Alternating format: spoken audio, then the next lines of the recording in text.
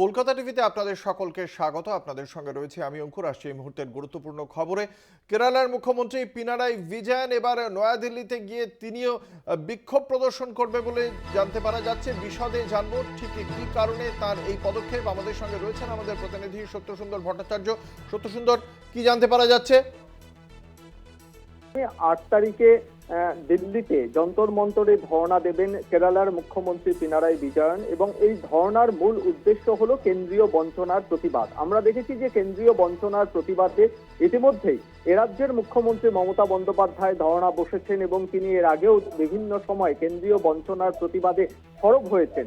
এবার কেরালার মুখ্যমন্ত্রী সেখানে যে লেফট ডেমোক্রেটিক ফ্রন্ট রয়েছে, এলডিএফ সরকার, সেই সরকারের ওপরেও কিন্তু কেন্দ্রীয় বঞ্চনা হয়েছে এবং সেই বঞ্চনার প্রতিবাদে দিল্লিতে আগামী 8 তারিখে সমস্ত এলডিএফ এর বাম যে সমস্ত সাংসদ বিধায়করা রয়েছেন তাদেরকে নিয়ে দিল্লিতে যন্তর মন্তরে ধর্ণায় বসবেন কেরালার মুখ্যমন্ত্রী পিনারাই বিজয়ন।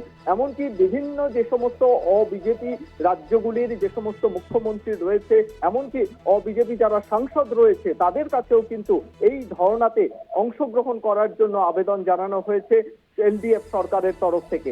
ফলে কেন্দ্রীয় বঞ্চনার প্রতিবাদে দিল্লির বুকে দাঁড়িয়ে সেখানে তাদের যা কর্মসূচি রয়েছে তাতে কেরালা হাউস থেকে তারা যন্তর মন্তর পর্যন্ত মিছিল করে যাবেন বাম সাংসদ বিধায়করা কেরালার, এবং সেখানে 8 তারিখে যে ধর্ণা কর্মসূচি হবে তার মূল উদ্দেশ্য থাকবে যে যেভাবে কেন্দ্রীয় সরকারের তরফ থেকে যুক্তরাষ্ট্রীয় কাঠামোর উপর আঘাত হানা হচ্ছে এবং অন্যান্য বিজেপি শাসিত রাজ্যগুলিকে যে পরিমাণ আর্থিক বরাদ্দ বা যে পরিমাণ সাহায্য করা হচ্ছে সেই জায়গায় দাঁড়িয়ে কিন্তু অবিজেপি রাজ্যগুলো বঞ্চনার শিকার হচ্ছে।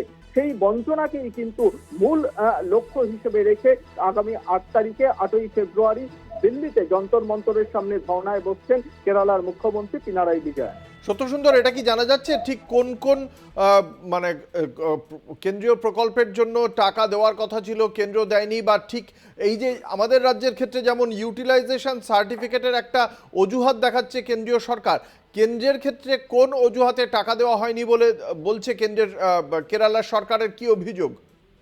দেখো, এলডিএফ গভর্নমেন্টের তরফ থেকে স্পষ্টভাবে সেখানকার পরিকাঠামো ক্ষেত্রে, সেখানকার ডেভেলপমেন্টের ক্ষেত্রে দেখা যাচ্ছে যে বিভিন্ন জায়গায় যে সমস্ত জায়গায় কেন্দ্রীয় আর্থিক বরাদ্দের প্রয়োজন রয়েছে, এর আগেও কিন্তু এলডিএফ সরকারের তরফ থেকে কেন্দ্রীয় সরকারকে বিভিন্ন সময়ে তারা দরবার করেছিলেন, তারা চিঠি দিয়েছিলেন, কিন্তু সেখানে কিন্তু কোনোভাবেই কেন্দ্রীয় সরকারের তরফে কোনোভাবেই কোনো রকম আর্থিক সাহায্য তারা পাননি। এমনকি যে সমস্ত বিজেপি শাসিত যে সমস্ত রাজ্য রয়েছে, উত্তরপ্রদেশ, বিহার, সেই তুলনায় কিন্তু অবিজেপি রাজ্য, এ রাজ্য যেরকম রয়েছে তার পাশাপাশি কেরালাতেও কিন্তু সমানভাবে এই ধরনের পরিকাঠামো ক্ষেত্রে, রাজ্যের পরিকাঠামো উন্নয়নের ক্ষেত্রে কিন্তু যে ধরনের আর্থিক বরাদ্দের প্রয়োজন রয়েছে সেগুলো কেন্দ্রীয় বেশ কিছু সাহায্য, সেই সাহায্যও কিন্তু কেরালার সরকার পায়নি। সেই গোটা বিষয়টিকে সামনে রেখেই কিন্তু আগামী 8 তারিখে তারা ধর্ণায় বসবেন এবং বিভিন্ন যে সমস্ত অবিজেপি রাজ্যগুলোর যে মুখ্যমন্ত্রী রয়েছে, এমনকি এ রাজ্যের মুখ্যমন্ত্রী মমতা বন্দ্যোপাধ্যায়কেও কিন্তু তারা চিঠি দিয়েছেন, এবং অন্যান্য যে অবিজেপি রাজ্যগুলো রয়েছে, এম.কে স্ট্যালিন রয়েছেন তার মধ্যে, এই সমস্ত রাজ্যের মুখ্যমন্ত্রী, অবিজেপি রাজ্যগুলির মুখ্যমন্ত্রীকেও কিন্তু এই ধর্ণায় সামিল হওয়ার জন্য আবেদন জানানো হয়েছে পিনারাই বিজয়নের তরফে। ধন্যবাদ। আমাদের সঙ্গে ছিলেন আমাদের প্রতিনিধি সত্যসুন্দর ভট্টাচার্য।